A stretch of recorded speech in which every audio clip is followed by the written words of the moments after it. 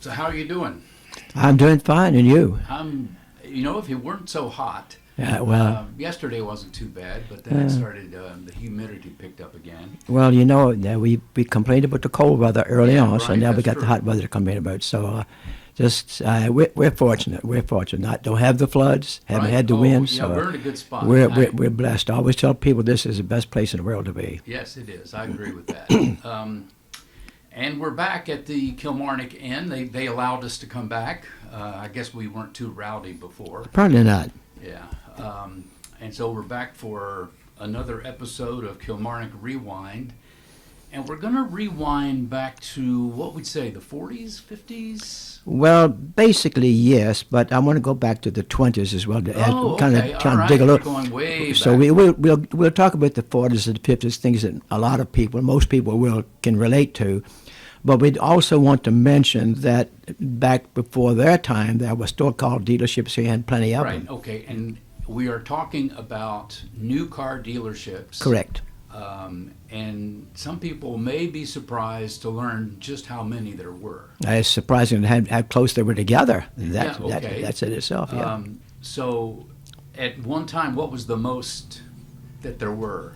All right, that's when we had just a downtown, not really the uptown where the Walmarts and places are. There were 6 downtown. Okay. Most of these buildings across the street from here on Main Street were car dealerships. Okay, so it was on Main Street. But on Main Street, yeah, all on Main Street except one, and that was on Irvington Road. Okay, and if you are familiar with modern car dealerships, they are quite spacious. They have Yeah. big lots full of cars, but that wasn't the way it was back in the day. No, we didn't have any big lots. We had a used car lot was separate from our new cars, and none of us had any lots really. And none of us because there's no talk room. a little bit about the process. If you wanted to buy a new car, how did you go about doing that? Well, You didn't go to the dealer and choose from dozens of. you had a very few, kind of a select few. We had probably a half a dozen, maybe 10 in that time at that time frame. And I say we, I work for McGinnis, so that's what when I say we, that I'm speaking of McGinnis. Okay, well, why don't we go down the list of Sure. the car dealers? All right, so let's put you on Main Street right now, and you go where the consignment shop is, where the right next to Pearl, right across from Lee's. Yeah. That was Crowther Ford. Right next to Crowther Ford, going up the street, was T.D. McGinnis. That's where Pearl is located now. That was a car. It was the most famous, I guess, competition-wise was Ford and Chevrolet. Ford and Chevrolet. Right. Crowther sold Fords. We sold Chevrolets and Olds. Right next to us, across Augusta Street, was Kilmarnock Motor Sales. They sold Buicks and Opels. So go across the street now, where the wine shop is right now, next to the sports center. That was Standard Motors. They sold Chrysler and Plymouth. So right there. So the way you would shop in those days, before getting into further away, you could just walk from door to door and do your shopping, just like you would in for a pair of pants or something. Yeah. Now up the street, right across the Masonic Lodge, the building is gone, was Hayden Pontiac, and eventually became Russell Pontiac. So go back on Irvington Road now, where the car wash is right now. That was Osmond Motor Sales. Now, he was a little different. He sold Studebakers, and during the war he sold Causes and Frasers, if you remember those. But he also sold boats and airplanes. So he was a complete sailor. So in downtown Kilmarnock in those days, you could just shop for a car right there. You could walk to every one of them because they were all walking. So go back again, Crowther Ford in the consignment shop, Fords, and T.D. McGinnis was next, Chevy, Oldsmobile, Kilmarnock Motor Sales, Buick, Hayden Pontiac, up the street, Pontiacs, and across the streets down at Motors, Chrysler, Plymouth, and of course Osmond on Irvington Road, as I said, Kaiser, Fraser, and Studebakers, and airplanes, and boats, and whatever. Outboard Motors, I guess, too. So somebody walks in and they want a brand new Chevrolet. What's the process for them to get that car? Well, because it's not likely to be at the dealership. First of all, we were trained to try to sell them what we have. Okay. All right. Plan number 2 is, so we don't have it, we can order it for you. Well, they don't want to wait. So we got to go what is called a DX. we start calling a dealer that we know work. Do you have this car? Okay. Can you take one of ours and we take one of yours? They still do that now. Yeah, oh yeah, I'm sure they do, yeah. So it was done more, I think, for the small dealerships because we had such a small inventory. Yeah. So we would go, I would get in the car. In some cases, like you didn't want to buy driving your new car. So you'd ride down with me and you'd drive your new car back. Yeah. So nobody else drove it. And of course, we also have people, sometimes I would have to go, but otherwise, rather than take time off from work, they would have a person that would just do that. And we had people outside of the building, outside of the business, that would go pick up the cars for us. And it was called a dealer exchange. And I can tell you some sad stories about that. I've had a lot of dealer exchange. One I never got home in. That's a brand new car. Wow. Got halfway home. And another one I never hardly got out of the parking lot in Richmond. So the used car lot, the new car lot. And of course, they took that one back. So you can't always count on new cars to be perfect. But that's two of many, many, many. Yeah, well, they're better than they used to be. Oh yeah. It wasn't exactly planned obsolescence, but they wanted you to remember when people would trade cars like every year or so. Oh yeah, they still do. And we had certain customers that would trade every so many years, and we knew they were going to trade. And then we had another feature to come into that thing was the Fireman's Carnival that takes place this month. That'd be the 90th. And 90th anniversary. So in that day and time, I guess I'll get that right. There were three major car dealers. It would be the Chevrolet Olds and Crowther Ford, and I believe Standard Motors. They were the three that they would pick from. So they would rotate each year. That the farmer would buy a car from us, or from the Ford dealer, or the Standard Motors, and each year they would trade. So we would sell them we would get a special price from General Motors for that car. So I lucked out. So I sold a brand new pickup one year, and it was a stripped down version, just an S10 small pickup with the standard transmission. And the lady who wanted couldn't drive it. So she brought it back, and I traded in and sold another car. So I got two sales out of that deal. That worked really well. So the cars were usually stripped down. I think at this point in time, they kind of load them up. And because they're loaded anyway, when I first started selling cars, they didn't even come with heaters. Really? No, they didn't have heaters. They certainly didn't have air conditioning. So you'd have to add it. It was available, but you'd have to add it. You'd have to build the car. And of course, when we ordered cars, we tried to order cars that we would think people would want. Right. And of course, those special people that ordered every so many years, we'd order those ahead of time. Did you order more stripped down or fully loaded?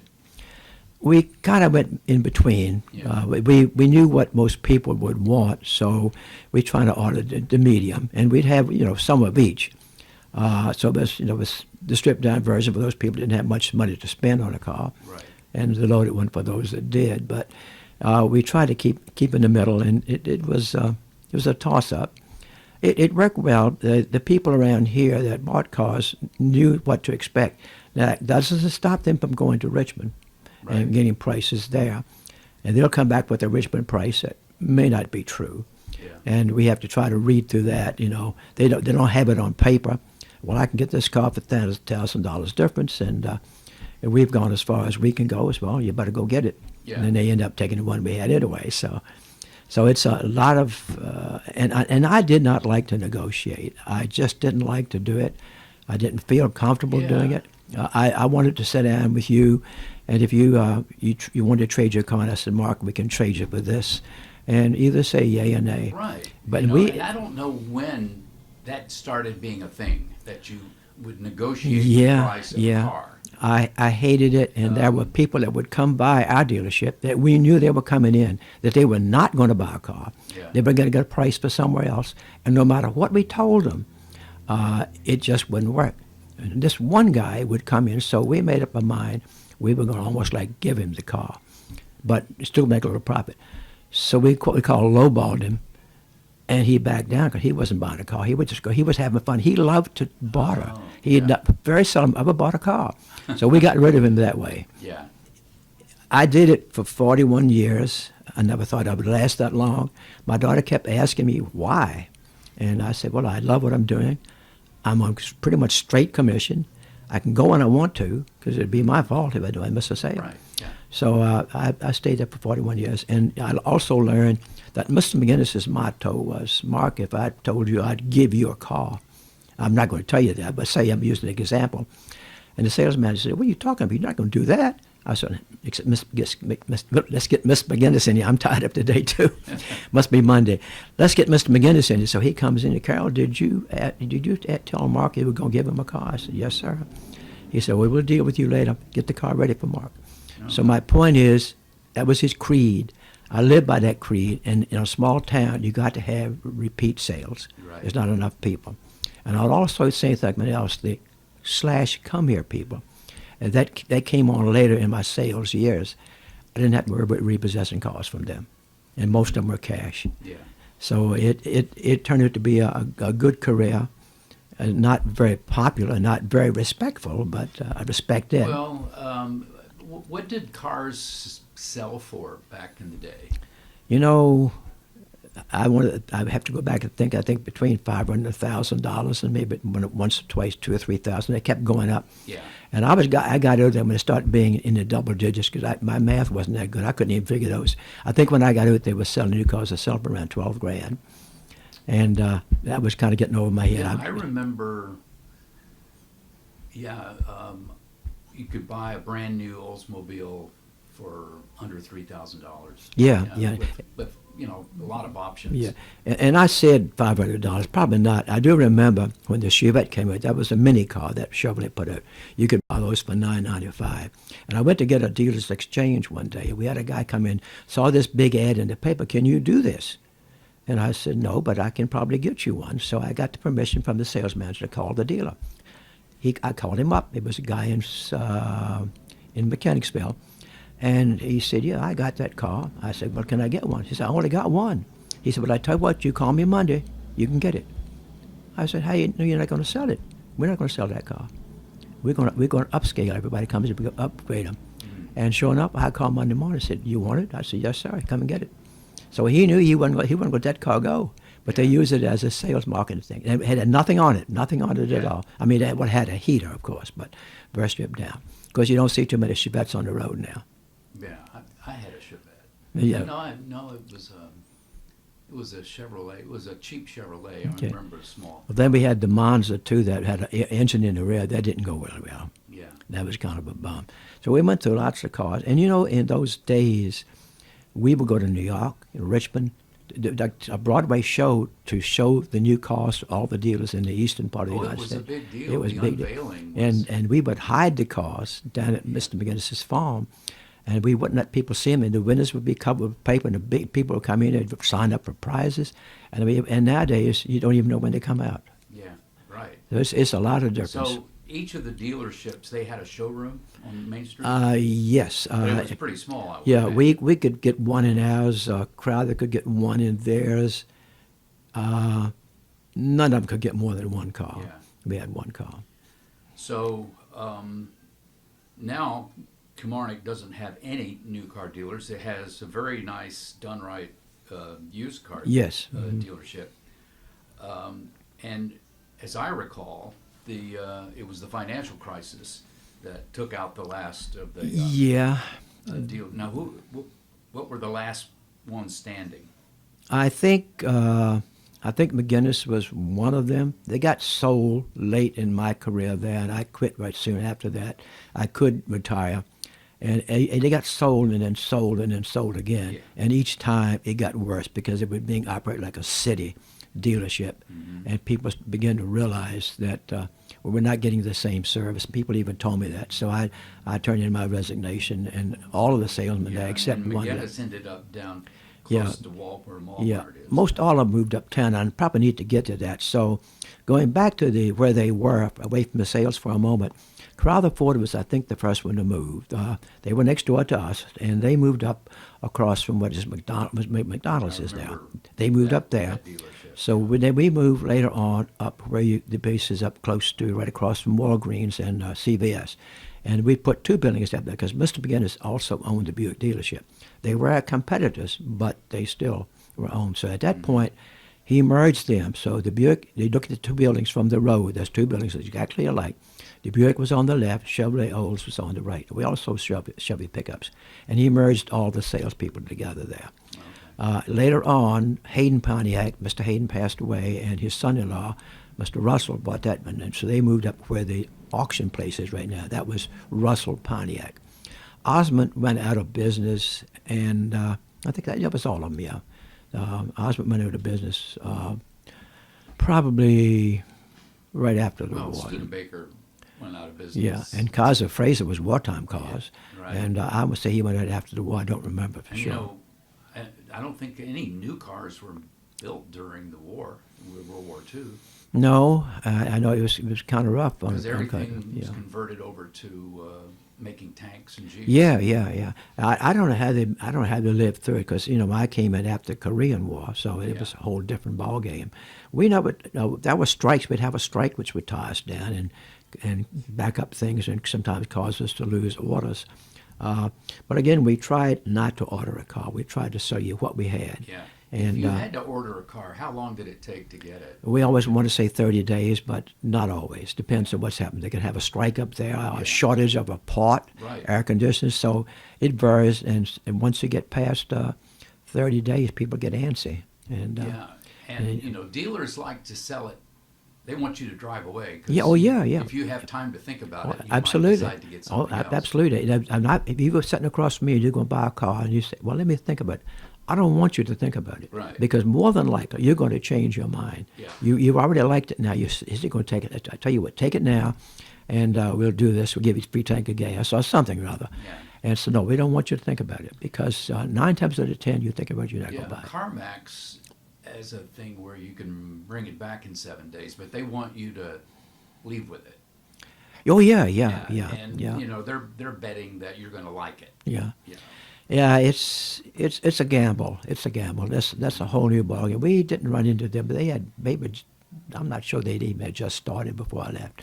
I left in the 70s. Yeah. I think 79, and it was drastically changing then. And we were purchased by a gentleman from Richmond that run a dealership in Richmond, and he changed everything around. And that the sales practice wasn't the same.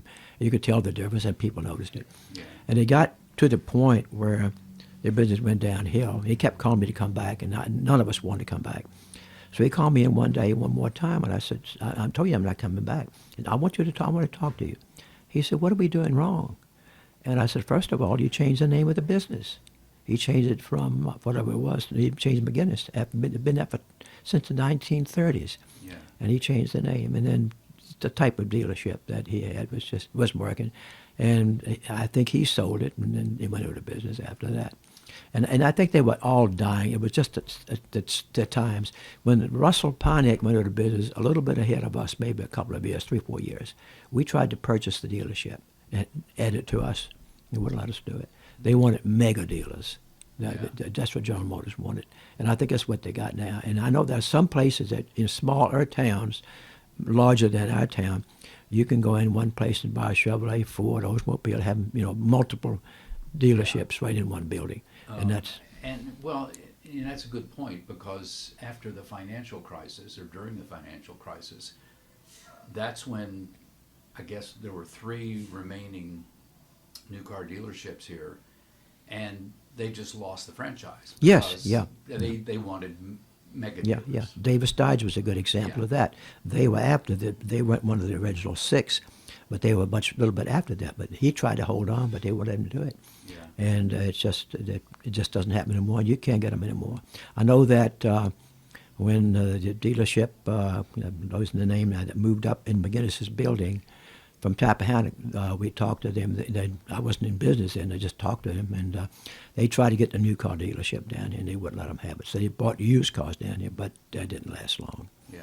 Because that was kind of too far away. And what I think they were doing, just my thinking, I never experienced it, that they were probably selling new cars, that would take them up Tappahannock or deliver them there to make it legal. But I think Tappahannock's got maybe a couple of dealerships, but not many. You mentioned the 20s. That was obviously the first dealership. I mean, you know, Mm-hmm. In the 20s, yeah. the Model T was in the, it was before the 20s, I think. Yeah, I don't think Crowther was in business at that time, as far as I know. I'm not sure. McGinnis went in business in the 30s, and I wasn't around to know who was with them, whether Crowther was there or not. Yeah.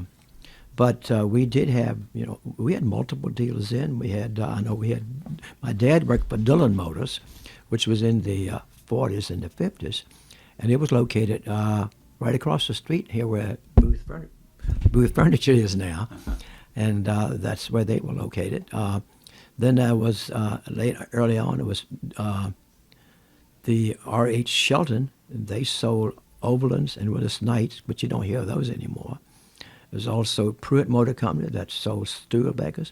Palmer and Moore sold Buicks, and the Haney Motor Company sold Fords. So they were back in the 20s and the 30s. So Kilmarnock has always had, until this recent situation, always had new car dealers. Yeah. And it's been years since we've And had it's one. so interesting that they were clustered in the downtown Yeah, I know, and so close area. together. And I guess it makes sense because this is where people shop. Yeah. And, you know, you might as well go in and look at a new car. Yeah. Well, people made the move, go from one to the other. Most of the time, the new cars came out at the same time. Yeah. Yeah, so it was really a shopping thing, and it was quite an experience that I wouldn't want to go through again. But it was a fun run. When I came back, out of Coast Guard, I didn't have a job. Gave myself 30 days to find one, and they called. They were looking for salesmen. Mm-hmm. But when I went in there, I went on the GI Bill, and I was not being paid anything by the dealership hardly. Wow.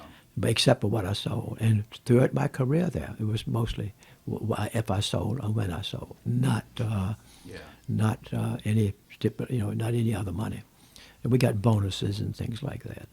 But we worked for a great man and the family. It was absolutely terrific. Does the Carnival give away a car still? They still do, yes. I think they came from West Point this year. I'm not really sure, but they have to go out of town to buy a car now. Yeah. And one year they did do during World War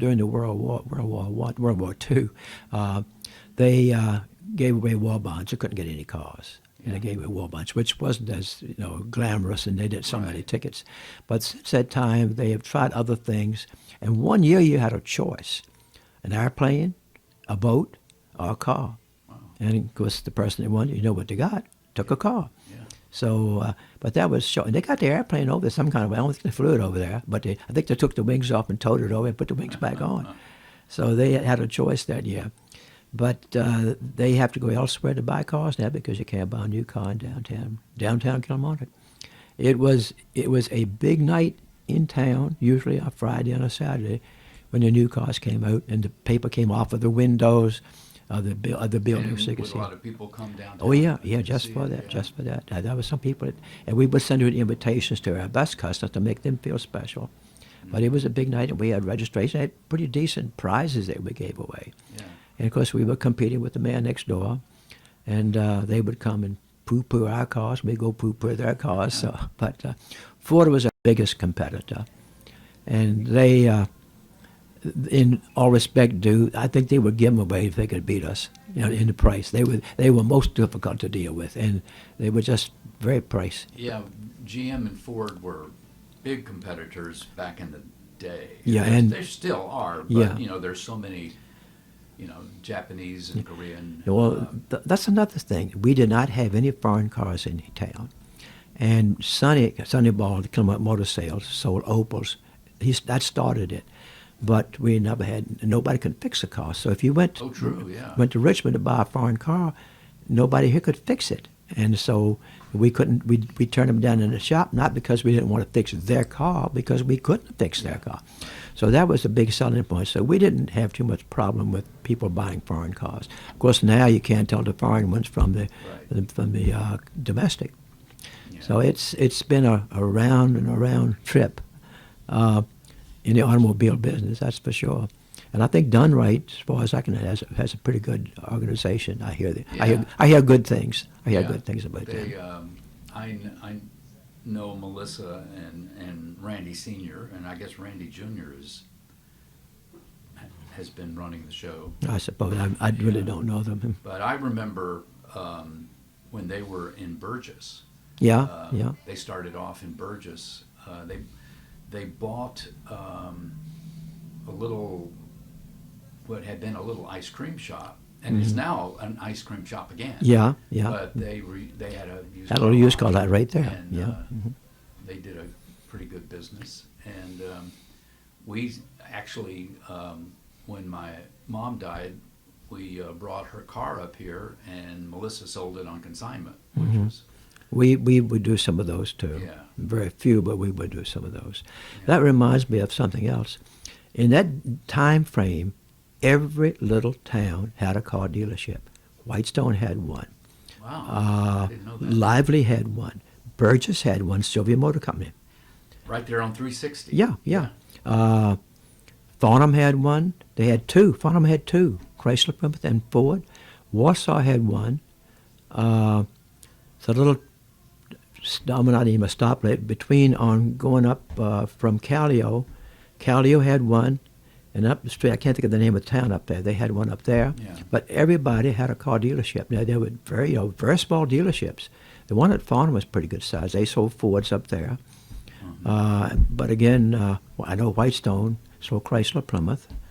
Well, you know, back in the 40s, 50s, even into the 60s, people didn't leave their local area to shop for Exactly, things exactly, very yeah. much. Very few, They, yeah. you know, going to Richmond was a trip. Yeah, and it's lots longer than it is now because the roads are we they Yeah. modernized the roads and cut off the turns, and it's lots shorter distance to Richmond than what it was. Yeah. And Richmond was an adventure. We would go do our Christmas shopping there every year, and that was a big adventure for us. Yeah. It was a big deal to go to Richmond to shop in Miller Rose and Tallheims, and had to get on that. But the new car business has really, Well, really changed. Where I grew up, we would the Christmas shopping trip was to go to Nashville, and that was probably a 3-hour one-way trip. So Wow. 6 hours. That was you got 6 hours on the road. Yeah, and there were two department stores in downtown Nashville, Kane Sloan and Harvey's. And it was the first time I'd ever seen an escalator. Oh yeah. I love that. You didn't go up the wrong way, did you? Oh yeah. of Oh, course. everybody That's- would. Yeah, that was fun. Yeah, that. Yeah, well, Miller Rose and Tallheims were the two big in downtown Richmond. And of course, they're gone now, but they were competitive, and right across a small street of each other. And that was where we went, Miller Rose and Tallheims. And of course, they had several 5 and 10 cent stores, and with smaller stuff. Yeah. But everybody, and of course, they all had lunch counters, so you could eat there. It was a complete shopping. Yes. Complete shopping. Yeah, I remember that. You could get a Coke for a dime. You know. Maybe a nickel. Or, well, yeah. these are big city prices. Yeah. I suppose, yeah. So anyway, yeah. All right. Well, this has been a nice little Kilmarnock rewind to reflect on what was in the downtown, and the fact that there were 6 car dealers, not all on Main Street, but mostly on Main Street. All but one. All but one Yeah. on Main Street. 5 on Main So- Street, one on So Irvington Road. next time people are driving down Main Street, look around and try to imagine there were Yeah. car dealers next door to each other. Yeah. Like I say, pretty much one-stop shopping. You could shop them all in one day, Yeah. all within walking distance. Well, it's been nice catching up, and Absolutely. we'll do it again. By all means.